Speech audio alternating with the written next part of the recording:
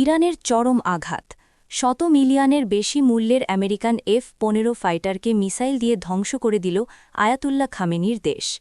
আকাশে উড়ছে যুক্তরাষ্ট্রের নির্মিত শক্তিশালী যুদ্ধবিমান F-15। হঠাৎ প্রচণ্ড শক্তি নিয়ে কিছু একটা এসে আঘাত করল উড়ন্ত এই ফাইটার জেটকে। সাথে সাথে আগুন জ্বলে উঠেছে আমেরিকার অহংকারী ফাইটারে।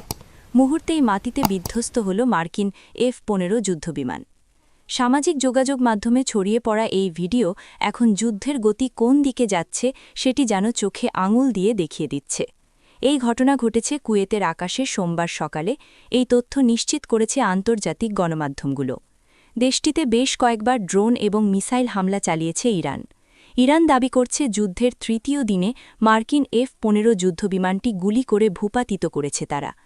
সামাজিক যোগাযোগ মাধ্যমে যুদ্ধবিমানের ভিডিও ছড়িয়ে পড়লেও এখনও এটা নিশ্চিত নয় যে এটি মার্কিন যুক্তরাষ্ট্রের নাকি ইসরায়েলের F-15 যুদ্ধবিমান। যুদ্ধবিমান থেকে পাইলট নিজেকে নিরাপদে নামিয়ে আনতে সক্ষম হয়েছে বলেও দাবি করছে বিভিন্ন গণমাধ্যম। আরও একটি ছড়িয়ে পড়া ভিডিওতে দেখা গেছে জরুরি অবস্থায় একটি গাড়িতে অবস্থান করছেন F-15 ফাইটার জেটের উদ্ধার হওয়া পাইলট। যুদ্ধবিমানটি নিয়ে এখন পর্যন্ত কুয়েত, আমেরিকা বা ইসরায়েলের পক্ষ থেকে আসেনি আনুষ্ঠানিক কোনো বার্তা। মধ্যপ্রাচ্যে চলমান ইরান-যুক্তরাষ্ট্র সংঘাতের মধ্যে এই ঘটনায় শোরগোল পড়ে গেছে চারদিকে।